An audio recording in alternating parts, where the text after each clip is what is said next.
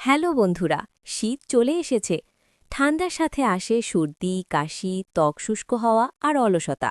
আজ বলবো শীতে সুস্থ থাকার কিছু সহজ কিন্তু কাজের টিপস। টিপস নাম্বার ১, গরম কাপড় ঠিকভাবে পরুন। শুধু ভারী জামা না, মাথা, কান আর গলা ঢাকাটা সবচেয়ে জরুরি। সকালে আর রাতে এটা একদম মিস করবেন না। টিপস নাম্বার ২, পানি খাওয়া বাদ দেবেন না। শীতে পিপাসা কম লাগে, তাই অনেকেই পানি খায় না। এটা বড় ভুল। দিনে নিয়ম করে পানি খান, সম্ভব হলে কুসুম গরম। টিপস নাম্বার ৩, খাবারে নজর দিন। শাকসবজি, ডিম, মাছ, ডাল রাখুন তালিকায়। কমলা, পেয়ারা, লেবু রোগ প্রতিরোধ ক্ষমতা বাড়াতে দারুণ কাজ করে। টিপস নাম্বার ৪, ত্বক আর ঠোঁটের যত্ন নিন। গোসলের পর ময়শ্চারাইজার লাগান। ঠোঁট ফাটা শুরু হবার আগেই লিপ বাম ব্যবহার করুন। টিপস নাম্বার ৫, রোদ পোহাতে ভুলবেন না।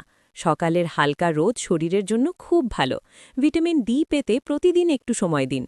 টিপস নাম্বার ৬, হালকা ব্যায়াম করুন। হাঁটা, স্ট্রেচিং বা হালকা এক্সারসাইজ শরীর গরম রাখে আর অলসতা কমায়।